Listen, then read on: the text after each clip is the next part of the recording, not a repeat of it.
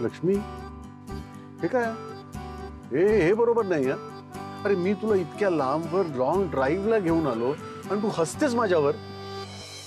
नाही हो, तुमच्यावर कशाला हसेल? मग मला की नाही, खरं सांगू, मी ना विसरलेच होते की तुम्ही इतकी भरधाव गाडी पळवू शकता. कॉलेजचे दिवस आठवले? कुठल्याही आपल्या गाडीवाल्या मित्राची गाडी तुमच्या हातात आली की तुम्ही मला घेऊन असंच दूरवर ड्राईव्हला घेऊन जायचा आणि किती जोरात गाडी पळवायचा. बाप रे, किती भीती वाटायची मला. अहो भीतीने कधी कधी तर मी आरडाओरडाही करायचे. आई बाबा, थांबवा ना. इतका वेट नको. किती घाबरे, गाडीतून उतरायचीच. आठवतंय ना? पण ते काहीच दिवस. हा, तुम्हाला आठवतं का? मग नंतर मीच तुम्हाला चॅलेंज द्यायला लागले की किती पळवता बघू तरी मला. ते कसं विसरेन, चांगलंच आठवतंय मला. खरं तर लक्ष्मी, तू ना मुळात धीटच होतीस.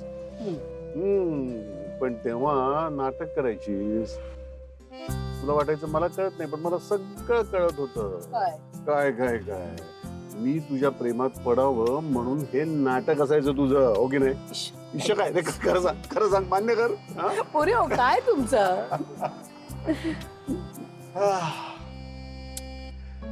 खरंच लक्ष्मी, काय दिवस होते ना ते. सगळं कसं अगदी काल परवा घडल्यासारखं. सगळं अगदी डोळ्यासमोर दिसतंय मला. ती वेळ सुद्धा आणि माझा निवास सुद्धा.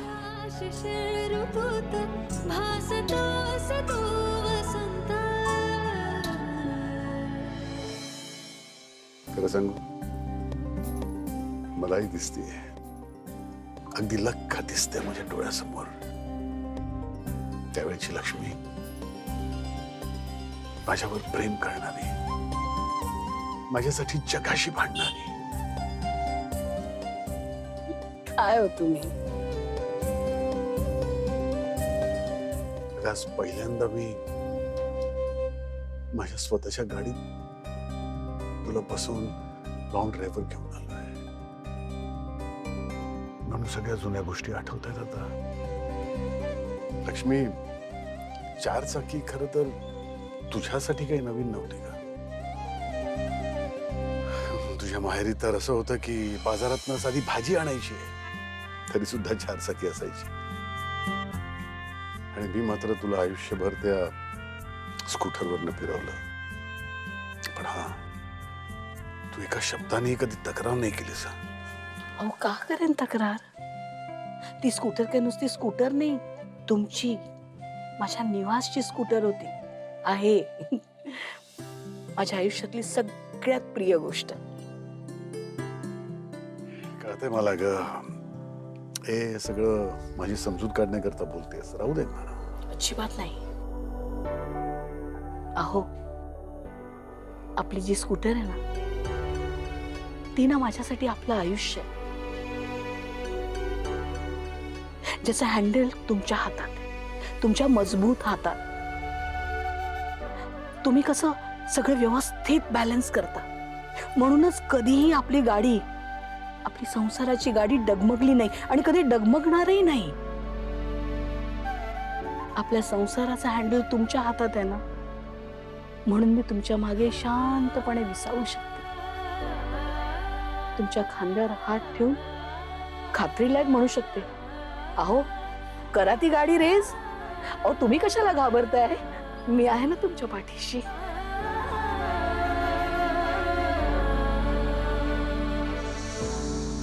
लक्ष्मी, हा जो दृष्टिकोन आहे ना तुझा आयुष्याकडे बघायचा, तो सगळ्यांना मिळाला पाहिजे का? सगळ्यांचे संसार सुखी होते. जिथे लक्ष्मी आहे तिथे तिच्या बरोबर निवासही हवा, तरच शक्य आहे, नाही तर काही नाही.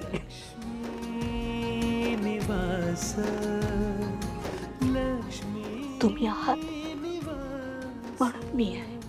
लक्ष्मी निवास, लक्ष्मी निवास. चला आता.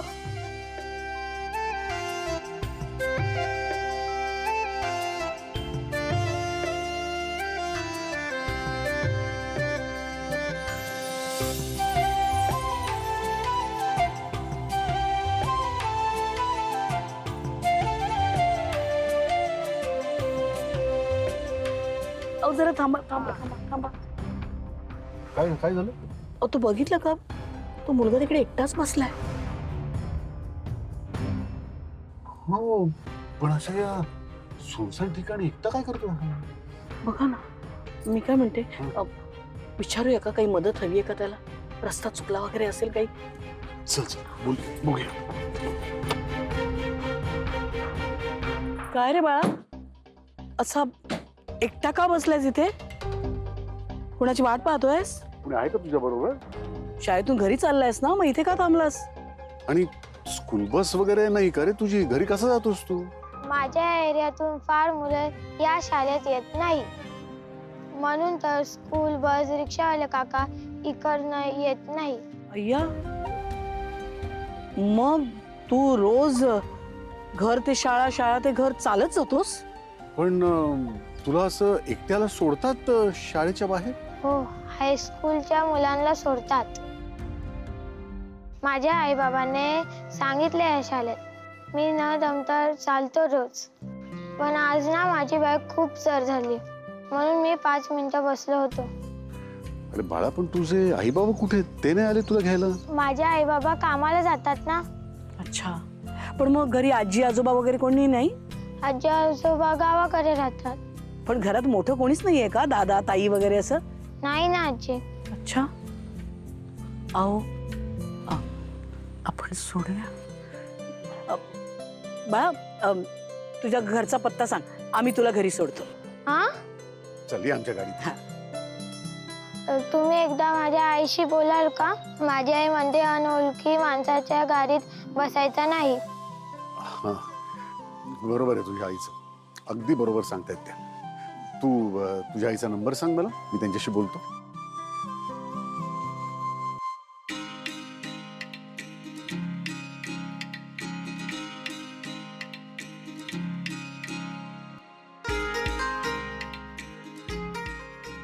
आजोबा, काय रे?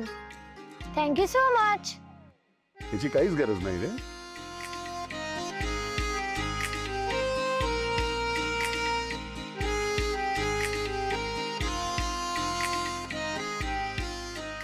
लक्ष्मी,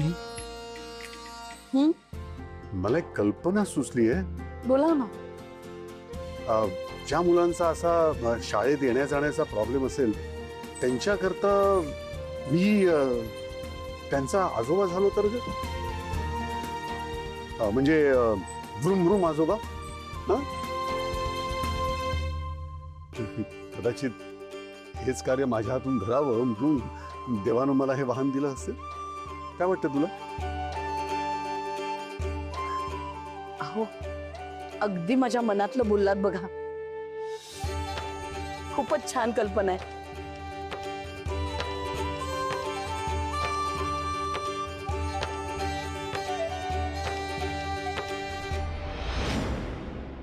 अच्छा सर, पुढची प्रोसेस काय असेल?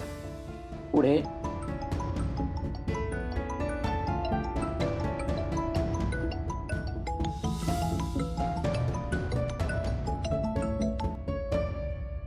हॅलो. हां बोला साहेब. हां, मी अधिराज गाडे पाटील बोलते. हां, माझा भाऊ तिथे आला असेल पोलीस स्टेशनला, सिद्धिराज गाडे पाटील. आणि हो, त्याची बायको पण त्याच्यासोबत आहे, भावना. हो, ॲक्च्युअल काय साहेब, ते कंप्लेंट रेज करायला तिथे आले आहेत. तुम्ही आहे ना त्यांची कंप्लेंट घेऊ नका, आणि जर का लिहून घेतली असेल ना तर प्लीज पुढे प्रोसिजर करू नका. का? का पप्पा ते का म्हणून विचारतात. मग तुला बोलता येत नाही का? गाढव कुठला? त्याला म्हणावं सांगतोय तेवढं कर. हॅलो, जास्त प्रश्न न विचारता सांगितलं तेवढं करा प्लीज.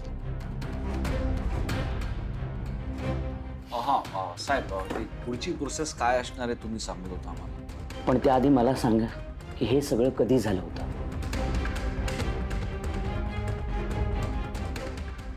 6 महिने झाले असतील साहेब. मग एवढे दिवस काय झोपा काढत होतात? अहो, पण आता पण बिन काही नाही. तेव्हाच्या तेव्हा यायला काय झालं होतं?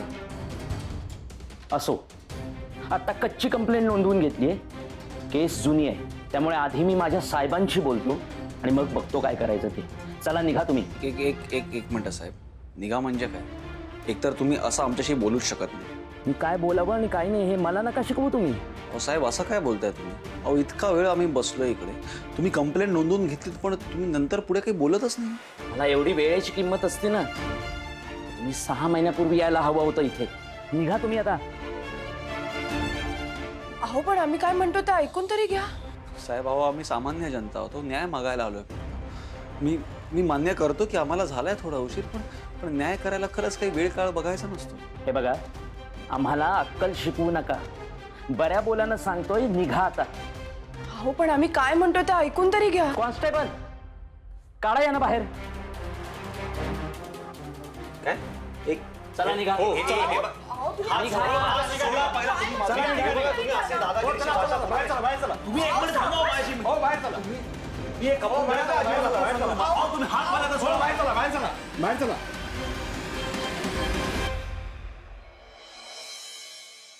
सांगतो, सगळं खरं सांगतो, पण प्लीज काही झालं तरी सरांना काय सांगू नका. नाही, मी काहीही सांगणार नाही जयंतला.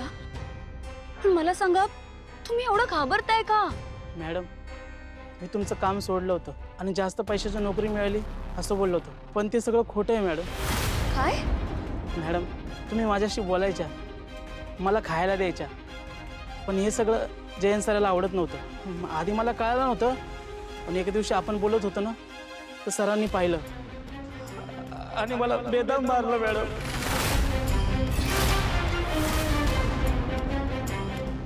काय? जयंतने तुम्हाला मारलं? हो मॅडम, वाट लावली माझी. 2 दिवस सरकारी दवाखान्यात होतो, माझा फोन काढून घेतला आणि माझ्या बायकोला मला फोन लावता पण नाही आला.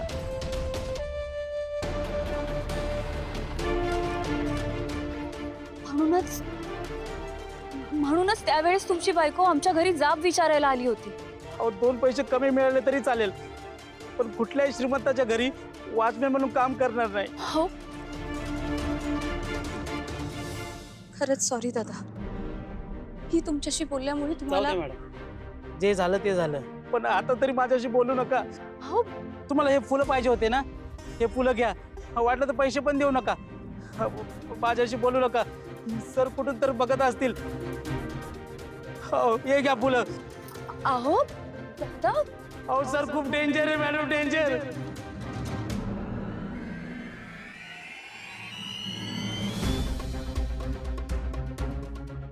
डेंजर? जयंत?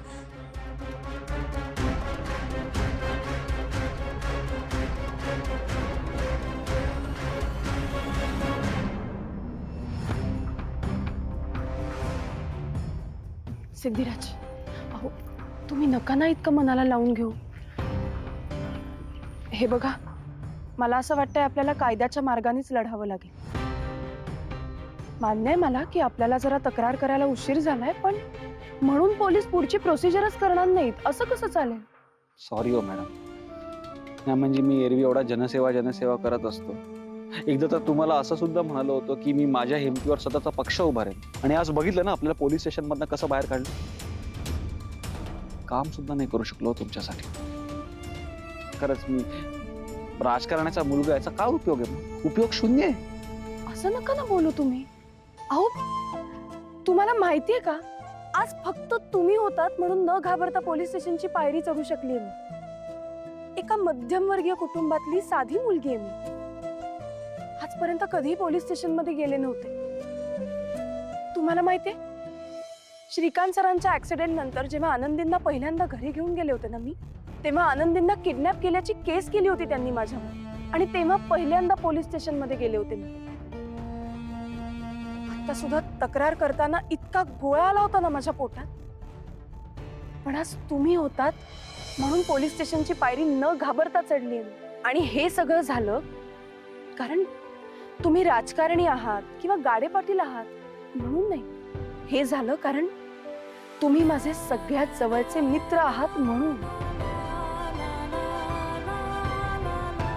मला तुम्ही सोबत असलात ना की कुठेही जायचं दडपण येत नाही, अजिबात भीती वाटत नाही. पण तुम्ही अशी हिंमत नका ना सोडू. यातूनही काहीतरी मार्ग निघेल. एवढं ऐकाल ना तुमच्या मैत्रिणीचं. कारण मला खरंच कधी कधी कळत नाही म्हणजे अशा परिस्थितीत सुद्धा तुम्ही कसं काय एवढं शांत असता. तर काय मैत्रीण सांगते तर ऐकावंच लागणार ना. आणि मॅडम खरंच तुम्ही जो विश्वास ठेवताय ना माझ्यावरती, मी शब्द देतो तुम्हाला की मी तो सार्थक करूनच दाखवणार. आपण एक काम करूया, आपण घरी जाऊन आहे ना पप्पांशी याबद्दल बोलूया. त्यांना यातलं काय पटेल माहीत नाही, पण मॅडम माझी खात्री आहे की दादा आणि पप्पा काही ना काहीतरी मदत आपल्याला नक्की करतील, माझी खात्री आहे.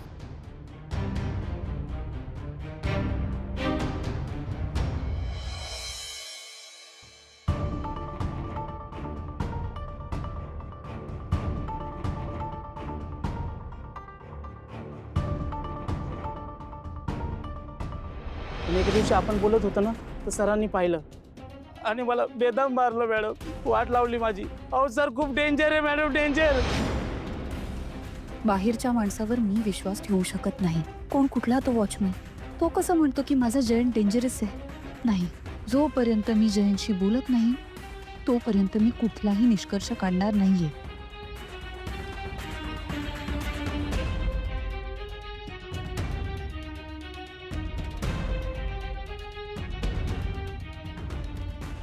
जानू, लक्ष कुठे आहे तुझं? काही नाही.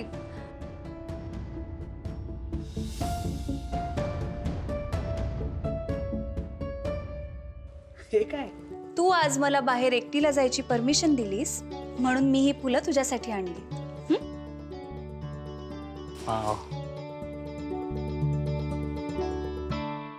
या फुलांच्याच निमित्ताने जानू तू जयंतला धाडस करून विचार, वॉचमॅन सोबत नक्की काय झालं होतं. आणि त्याचा चेहरा बघ. जर का त्याचा चेहरा शांत आणि कायम राहिला तर तो वॉचमॅन खोटं बोलत होता. आणि जर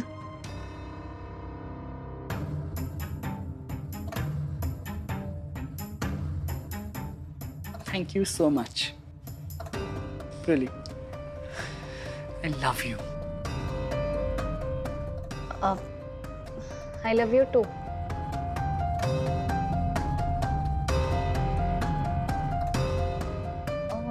जयंत, तुला माहिती आहे का ही फुलं मी कोणाकडून घेतली आहेत? कोणाकडे? तुला आठवतं आपल्याकडे एक वॉचमॅन दादा होते बघ कामाला. ते आता म्हणे वॉचमॅनचं कामच करत नाहीत. मला सांगत होते की कुठेतरी कामावर काहीतरी इश्यू झाला म्हणून ते आता फुलं विकतात.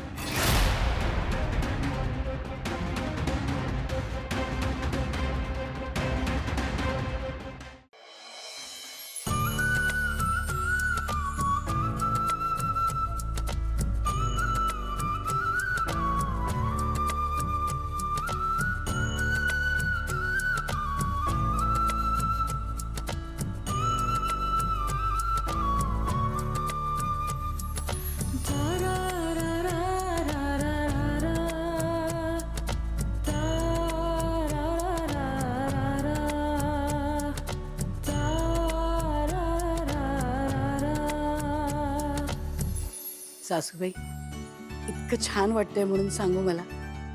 आपली जान्हवी गरोदर आहे. तिकडे आनंदीच्या पायाचं ऑपरेशन होऊन ती बरी होऊन आता अगदी बोर्डिंग स्कूलला गेली सुद्धा. सगळं कसं सुरळीत चालणार आता असं वाटायला लागलंय बघा. साखरेचं खाणार त्याला देव देणार. अगदी. तुम्ही पण तोंड गोड करा.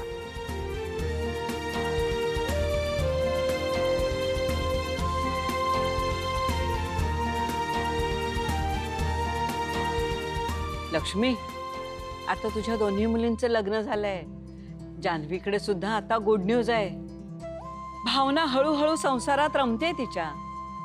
आता तू आणि श्रीनिवास दोघंही तुमचं स्वप्न पूर्ण करायच्या मार्गावर लागा आता. हो सासूबाई, तिन्ही सांजेची वेळ आहे. वास्तू तथास्तू म्हणते.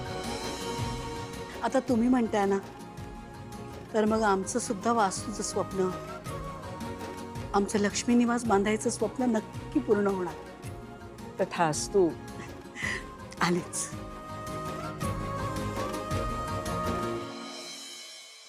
मला फार बिचारा वाटला अरे तू. म्हणजे त्याच्याकडे बघून असं वाटलं की त्याला ना कसलं तरी खूप मोठं टेन्शन आहे. आपल्याकडे असताना असं नव्हता ना तो?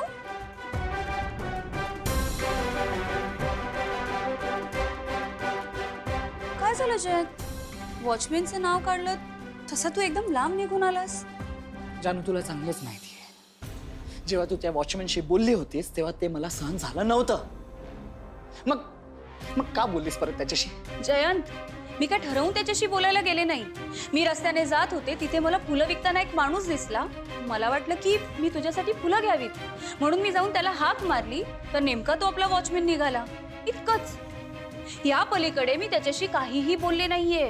आणि बोलूही नकोस. का रे?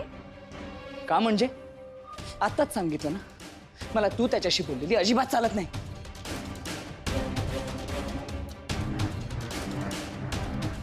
मी त्याच्याशी बोललेलं तुला चालत नाही की मागे जे काही घडलं ते तो मला सांगेल याची भीती वाटते तुला? व्हॉट?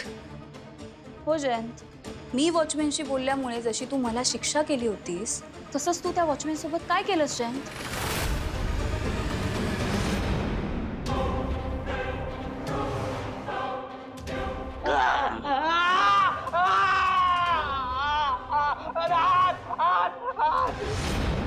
हो तूच.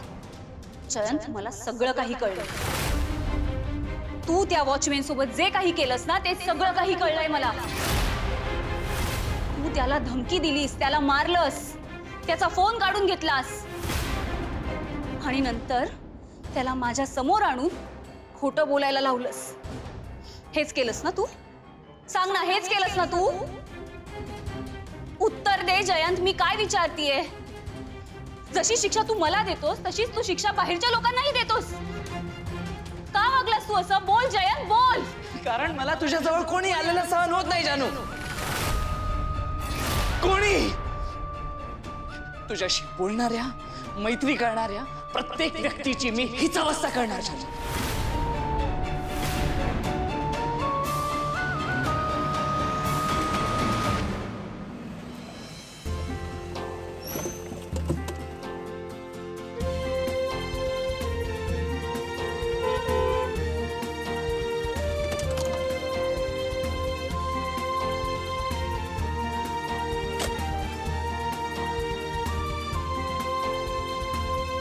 बाबा, ही कुठली गाडी? कुणाची आहे?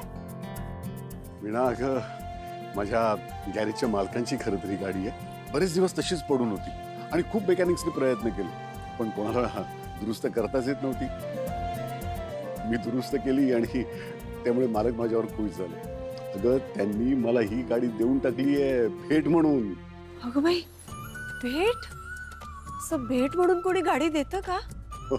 पण बाबा, तुमच्या बाबतीत हे अगदी सहज शक्य आहे, कारण तुमच्या एवढी पुण्य कोणी कमवूच शकत नाही हो.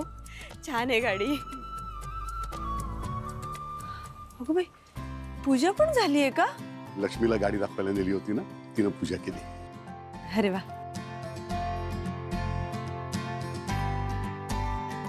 गाडी? कुणाची गाडी? बाबांची गाडी? काय बाबा, गाडी घेतली तुम्ही? काय बाबा, गॅरेज मध्ये येणाऱ्या श्रीमंत लोकांकडे गाड्या बघून तुम्हाला गाडी घ्यावीशी वाटली आणि ही गाडी काय? नाही नाही नाही, मला नाही वाटत ही बाबांची गाडी असेल म्हणून. मग गॅरेज मधल्या कोणाची तरी गाडी आणली असणार त्यांनी. हे कुठे आणू शकतात काही? का नाही घेणार? त्यांच्याकडे पैसे आहेत, ते गाडी विकत घेऊ शकतात. आपल्याला त्यांनी पैसे दिले नसले तरी त्यांच्याकडे ते आहेत, त्यामुळे घेऊ शकतात ते. पण बाबा, 5 लाखात तुम्हाला छोटी ऑटोमॅटिक गाडी पण आली असती. ही अशी जुनी गाडी घ्यायची काय गरज होती? तुमच्या प्रश्नांचा भडीमार संपला असेल तर मी काही बोलू का? आव तर असं आणतायत जसं काय आम्ही तुम्हाला थांबवलंय. संतोष, थांबा जरा, निदान या प्रसंगी तरी गप्प बसा. सतत कटकट केलीच पाहिजे का? वीणा, राहू दे. ही गाडी माझ्या गॅरेजच्या मालकांनी मला दिली आहे भेट म्हणून. काय? गॅरेजच्या मालकाने दिली आहे? अहो म्हणजे दान दिलीये. हो, ही गाडी तुमच्याकडे मेंटेन राहावी म्हणून दिलीये. मग त्याला जेव्हा वाटेल तेव्हा तो वापरणार. आपल्याकडून पेट्रोल फुल करून घेऊन जाणार, तो वापरणार आणि रिकामी गाडी देणार परत. किती टॉक्सिक वातावरण क्रिएट करतात तो संतोष दादा. सतत निगेटिव्ह बोलत असतात. तर काय बाबा, आईंना फोन करूया का? हो करूया ना. अरे भेंकी आरती. बाबा गाडी बाबा अरे गाडी आपली आहे. आपली गाडी अगं बाई, कशी आहे? आम्ही तर अगदी बरोबर येळेलाच आलोय म्हणायचं. बाबा खरं तर आम्ही तुम्हाला हे सांगायला आलो होतो का ते आपलं घर जळलं होतं ना, त्याचं समजा काम पूर्ण झालंय. मग छोटेखानी पूजा घालायची आहे, त्यासाठी तुम्हाला बोलवायला आलो होतो. पण मग इथं तर चांगलाच योग जुळून आलाय खरं.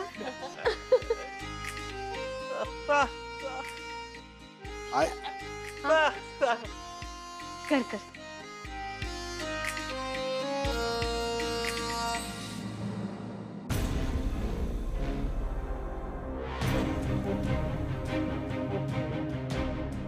गाडी तशी बरी आहे, म्हणजे पोचे वगैरे काय नाही आहेत.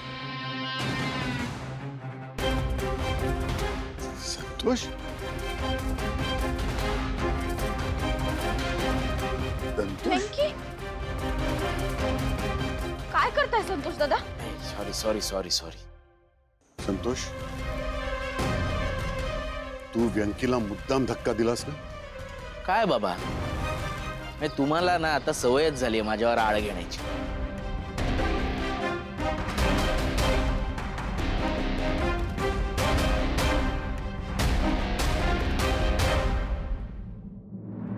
थांबा.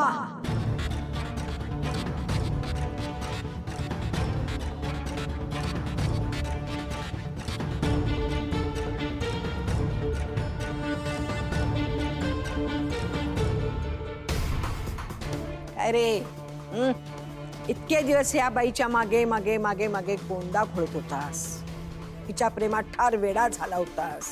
हे आम्हाला किती खटकलं तरी एक ते सहन करण्यासारखं तरी होतं.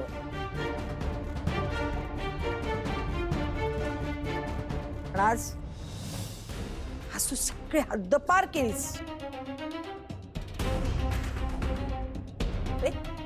इलेक्शन तोंडावर आलेले असताना या बाईला घेऊन तू पोलीस स्टेशनला गेलास तक्रार करायला. आई नुसती तक्रारच नाही, तिच्या न झालेल्या नवऱ्याच्या मृत्यूची तक्रार. हिच्या त्या नवऱ्याला कुणी मारलं ऐकायचंय ना तुला? मी सांगते.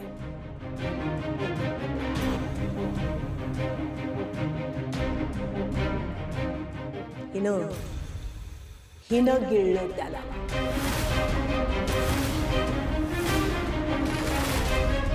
ओय, तूच गिळलीस त्याला तुझ्या पत्रिकेतल्या दोषानं.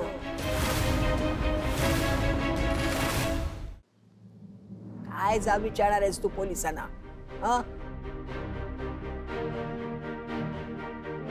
हे बघ आजी, तुझा या सगळ्या गोष्टींवर असेल विश्वास, आमचा नाहीये. उगाच वाटेल ते बोलू नकोस प्लीज. सिद्धो, तोंड सांभाळून बोल. तुझं प्रेम, तुझं आयुष्य, तुझं लग्न हे सगळं ठीक आहे रे, पण राजकारण आपल्या फॅमिलीचा पेशा आहे. तू त्याचा विचारच केला नाहीस. पप्पा, मी फक्त न्यायाचा विचार केला. भावना मॅडमना त्यांच्या श्रीकांत सरांसाठी न्याय मिळवून द्यायचा, बस इतकंच. अरे पण सिद्धू, आता या गोष्टीला बरेच दिवस होऊन चुकलेत आणि आता तर तुझं भावनासोबत लग्न पण झालंय. आता कशाला ना या जुन्या गोष्टींना उकरायचं. दादा अहो प्लीज तुम्ही असं नका म्हणू. अहो श्रीकांत केल्यानंतर मला त्यांच्या ऍक्सिडेंटच्या केसचा काही पाठपुरावा करताच आला नाही. आनंदींची जबाबदारी होती हो माझ्यावर. त्या खूप मोठ्या दुःखाशी सामना करत होत्या. एक मिनिट थांब. हे तुझं रडगाण आहे ना, हे आम्हाला ऐकू नकोस. एक काहीतरी ठरव. एकतर तुझ्या त्या गेलेल्या नवऱ्याची तर काळजी कर, नाहीतर एकतर आमच्या सिद्धूची काळजी कर. खरं तर लग्नानंतर सासरचा उंबरा ओलांडून येताना जुन्या गोष्टी बाहेर ठेवायच्या असतात. एवढी साधी अक्कल नाही ग तुला. म्हणजे तुला त्या गेलेल्या माणसाला न्याय मिळवून द्यायचा आहे. म्हणजे अजूनही तुझ्या मनात त्याच्याबद्दल काहीतरी आहे,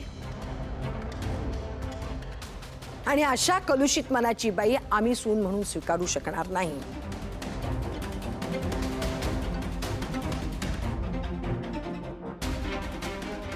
तुला जर त्या माणसाला न्याय द्यायचा असेल तर तू खुशाल बाहेर राहा. पण अशा बाईला या घरचा उंबरा ओलांडून येता येणार नाही. मी तो कदापि सहन करणार नाही. समजलीस?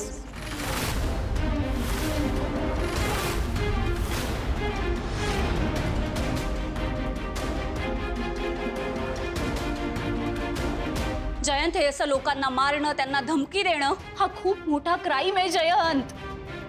म्हणजे जानू, आफ्टर ऑल दिस तू मलाच क्वेश्चन करतेस? हो, करतीये. जयंत, इतके दिवस मी तुझा सगळा त्रास सहन केला, तुझ्या शिक्षा सहन केल्या. का?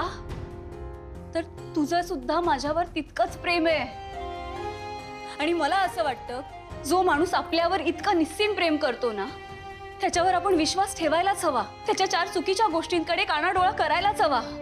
कारण जसे तुझे चांगले गुण, तुझा चांगला स्वभाव, इनफॅक्ट तू स्वतः माझा आहेस ना जयंत, तसंच तुझा भूतकाळ, तुझ्या भूतकाळातल्या वाईट गोष्टी ह्या सुद्धा माझ्याच आहेत. जयंत, या सगळ्याला मी आपलंसं म्हटलंय. मी मूर्ख म्हणून राहत नाहीये जयंत तुझ्यासोबत. तू दिलेला त्रास सहन करून, सगळ्या गोष्टी समजून उमजून तुझ्यावरच्या प्रेमापोटी मी तुझ्या बरोबर राहते. पण तू जर का बाहेरच्या लोकांनाही असाच त्रास देणार असशील ना जयंत, तर हे फार विचित्र आहे. हो, मी आहे विचित्र. आहे मी विचित्र. प्रचंड प्रॉब्लेम्स आहेत माझ्यात, आणि मी प्रचंड पॉझिटिव्ह सुद्धा आहे. कारण नेहमी मला हेच वाटत असतं की ज्या व्यक्तीवर मी जीव लावतो ना, ती व्यक्ती मला सोडून जाते. आणि जानू, तू मला कुठल्याही परिस्थितीत सोडून गेलेली चालणार नाहीयेस. जानू, मी नाही जगू शकत तुझ्याशिवाय. मी नाही जगू शकत.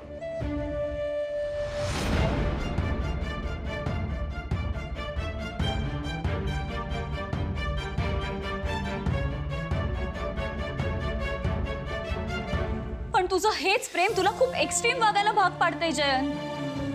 जयंत, तुला का कळत नाहीये मी कुठेही जाणार नाहीये? तुझ्या का हे लक्षात येत नाहीये की मी तुझ्यापासून दूर जाऊ नये याकरता तुला कोणालाही मारायची किंवा कोणालाही धमकवायची गरज नाहीये जयंत. तुझ्यासाठी बोलणं इझी आहे जानू, पण जे आयुष्य मी जगलोय ना, ते तू जगली नाहीयेस. त्यामुळे इतर कोणालाही कळणार नाही मला एक्झॅक्टली काय फील होतं ते. जयंत, तुला कळतंय का? तुझ्या या अशा वागण्यामुळे ना खरंच एखाद्या दिवशी मला तुला सोडून जावंसं वाटणार आहे.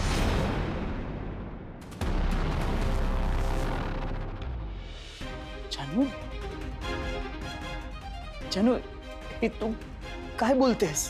हो जय, खरं तेच बोलतेय मी. हे, मला तुझ्यातली प्रत्येक गोष्ट आवडते जयंत, पण तुझा हा विचित्रपणा सोड. कधी कधी ना जयंत, मला खरंच खूप भीती वाटते. तुझ्या या अशा वागणुकीला कंटाळून, ह्या सगळ्या गोष्टींना घाबरून मी खरंच तुला सोडून कुठेतरी लांब निघून जाईन.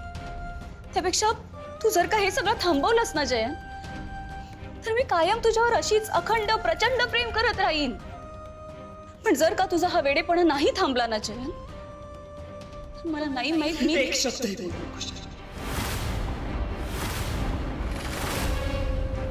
या पुढचं ऐकणं मला सहन होणार नाहीये. तू माझ्यापासून लांब जाण्याच्या गोष्टी मला सहन होणार नाही.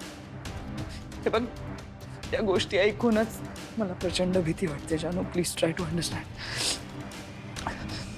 जानू, प्लीज म्हण की तू मला सोडून कधीच जाणार नाही. ओके जानू जानू प्लीज प्लीज म्हण तू मला सोडून कधीच जाणार नाही. बोल ना जानू, बाकी काहीच म्हणू नकोस. फक्त एवढंच म्हण की जयंत मी तुला सोडून कधीच जाणार नाही. एवढंच प्लीज बोल ना माझ्यासाठी. जानू प्लीज. जानू जानू प्लीज. जयंत प्लीज बोल ना एवढंच बोल की मी तुला सोडून कधीच कुठे जाणार नाही. तू बोलत का नाहीयेस? बोल ना जानू प्लीज प्लीज बोल ना जानू प्लीज प्लीज माझ्यासाठी बोल ना प्लीज प्लीज.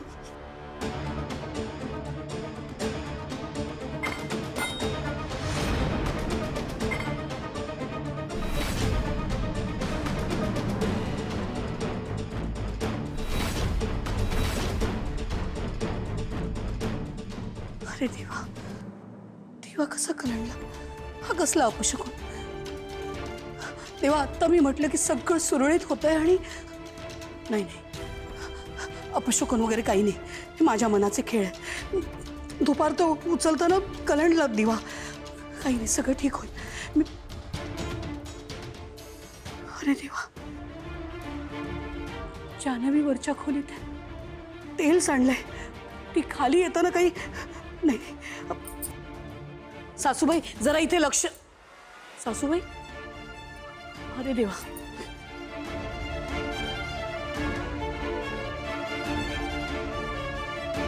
जयंत प्लीज थांबव हे सगळं.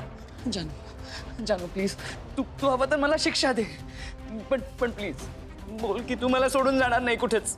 प्लीज बोल ना. शिक्षा तर तुला व्हायलाच हवी जयंत.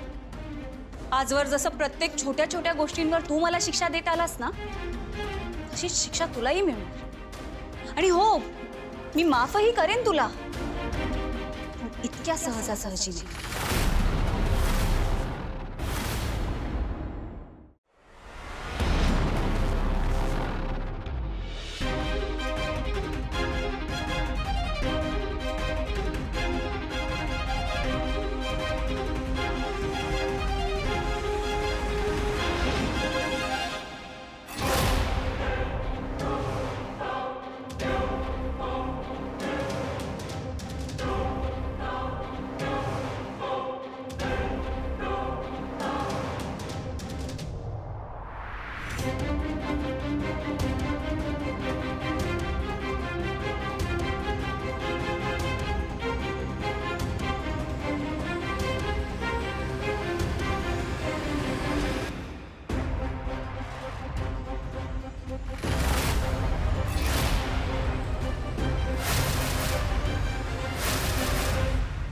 वाह,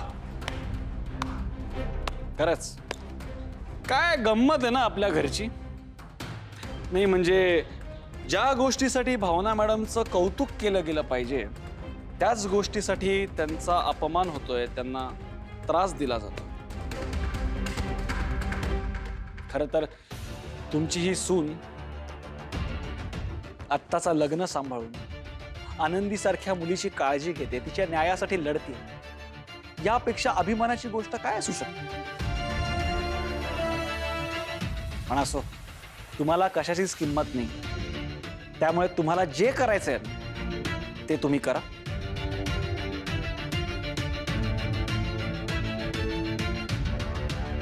मी पण बघतोच भावना मॅडमना या घरात राहण्यापासून कोण थांबवता येते.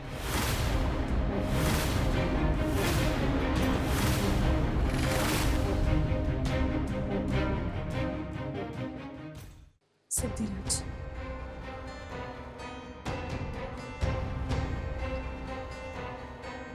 मॅडम तुम्ही नका या सगळ्यात, या लोकांनी नका घाबरू. तुम्ही जा तुमच्या रूम मध्ये जा.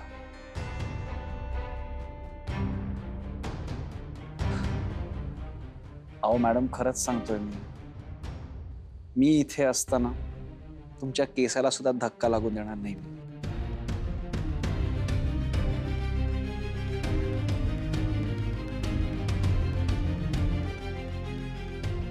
माझा फुल सपोर्ट आहे तुम्हाला. मी बिंदास्त राहा इकडे. खरंच सांगतोय मॅडम, जा रूम मध्ये जा.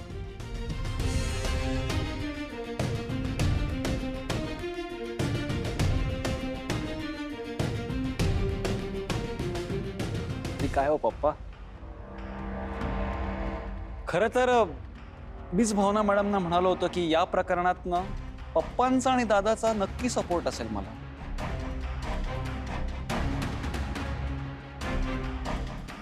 आणि याच विश्वासाने आम्ही घरात आलो होतो. पण नेमकं काय झालं ते आपण बघितलंच. ठीक आहे, शेवटी ही लढाई आमची आहे आणि तुम्ही कितीही आम्हा दोघांना एकमेकांच्या विरोधात उभं करण्याचा प्रयत्न केलात ना तरी सिद्धू आणि भावनामध्ये तुम्ही अंतर आणू शकत नाही.